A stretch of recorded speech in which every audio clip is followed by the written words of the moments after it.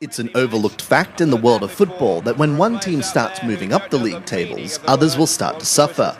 With only a limited number of spots available at the top of the table, tabloid-tainted crisis when the big boys start to slip are an inevitability. The only way to stave off such a fall from grace, of course, is to keep moving on forward yourself. Progress, or the illusion of progress, is an art EA has made its own with FIFA 12. The series has rarely been anything but a major force on iPhone, but that hasn't stopped it upping its game, ready for the fresh season. EA's ambition is clear, even from the game's menu screens, adorned with EA tracks like FIFA 12's bigger brothers on consoles, but sporting what's arguably a greater array of features. Of most note is FIFA 12's accommodation for cross-iPhone iPad play. Get your hands on two iPhones equipped with EA's Gamepad app, and for the full experience, a HDMI cable to connect your iPad to your television, and you can play out multiplayer matches on the big screen, with your iPhones acting as control pads. Few will ever make use of this feature, but it's a fitting testament to the attitude evident in every cell of FIFA 12's being. EA has set out to deliver the most accurate, flowing take on the game to date on any format, and it's come fairly close to achieving it. Making the biggest impression during gameplay is the way FIFA 12's players move around the pitch, both those you're in control of and those seeking to block your path to the goal.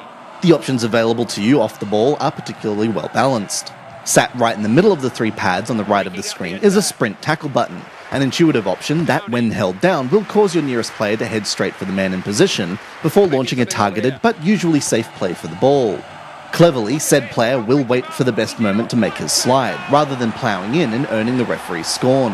That doesn't make winning the ball back easy, however. If you don't position yourself well to make the tackle in the first place, you won't make it. This forces both sides' hands. Whatever difficulty you play out, employing a sprint tackle or two splits the good sides from the bad. While the former will pass their way out of trouble, causing you to run around like a flock of headless chickens, poor teams will simply stand by as you nab possession from them time and again.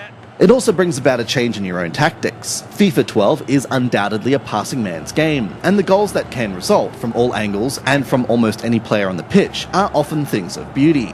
Add to this some brilliantly shambolic own goals, several handballs calls a match, and a series of gesture-based controls that broaden your hand in your team's play, and you've got an idea of just how rounded some of FIFA 12's games feel. But the run of the ball is only half the story. Little details throughout constantly lift the whole experience, from unprompted highlights of mid-match action through to on-screen icons pointing out players standing in offside positions. FIFA 12 is the real deal. It's an overall level of presentation aided by the quality of the commentary that acts as the game's backdrop.